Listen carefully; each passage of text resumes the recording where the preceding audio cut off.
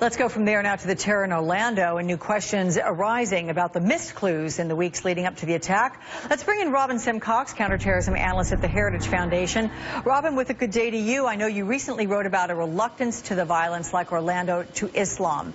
In your view, what's the problem here? I think there's a reluctance, and I would say not Islam, but Islamism, the political ideology which drives people like Omar Mateen. I understand the administration's reluctance to get involved in the theological aspect of this and the ideological aspect, because these are very tricky subjects. But I think it is ultimately what animates people like Omar Mateen. And my other sense is that the American people can see very clearly that there is clearly some kind of theological, ideological aspect to this. And so when the administration always looks to downplay these angles, I think it makes it appear kind of fundamentally dishonest in a way that isn't helpful for the debate generally. So Politico looks this week at some quotes from FBI critics who say, the tally of missed clues from Boston to Orlando is evidence that to a disturbing extent, the FBI and intelligence community are still fighting the last war, one in which radicalization follows a predictable path, growing a beard, praying more frequently rather. Do you agree with that assessment?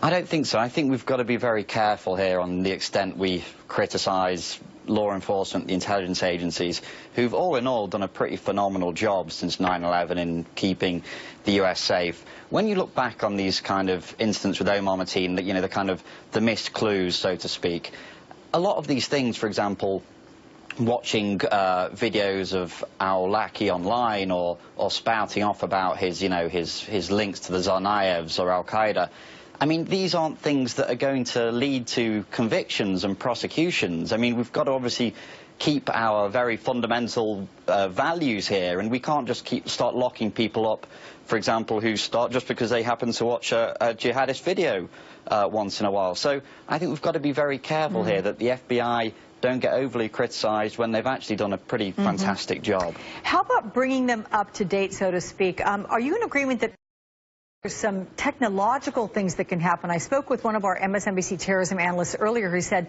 putting together some sort of a flash program that you compile data about somebody and more red flags, lights, that kind of thing pop up that say, look at this guy. I mean, is there technology that would help? I think technology certainly will help in this, but of course then you get into the privacy v security debate, don't you? And I think this is something that America has felt very viscerally since the Snowden disclosures. I personally think that kind of data can be useful. I think that, for example, that some of the data the NSA and other agencies have been able to compile can be useful in this. But then you always start running that line. What are the American people's comfort with the extent to which their privacy will be breached in an attempt to stop people like Omar Mateen? It's very tricky. How about this, Robin? Lots of talk, I'm sure you're familiar with how Mateen was investigated by the FBI, even put on a watch list for a while, yet he was still able to buy guns. Would you say there is a disconnect there between the anti-terror and day-to-day law enforcement? Well, the question seems to be, to the extent, were the local law enforcement informed by the FBI, for example, that this guy had been questioned, that there was concerns about him? That's one of the things that I think it's still a little too early to know, and one of the areas where I think there is genuine need for a discussion to what could have been done better, because knocking down those firewalls between intelligence and law enforcement and FBI and local law enforcement are absolutely key to stopping attacks in the future. All right, Robin Simcox, we'll look forward to speaking with you again. Thank you so much. Thank you.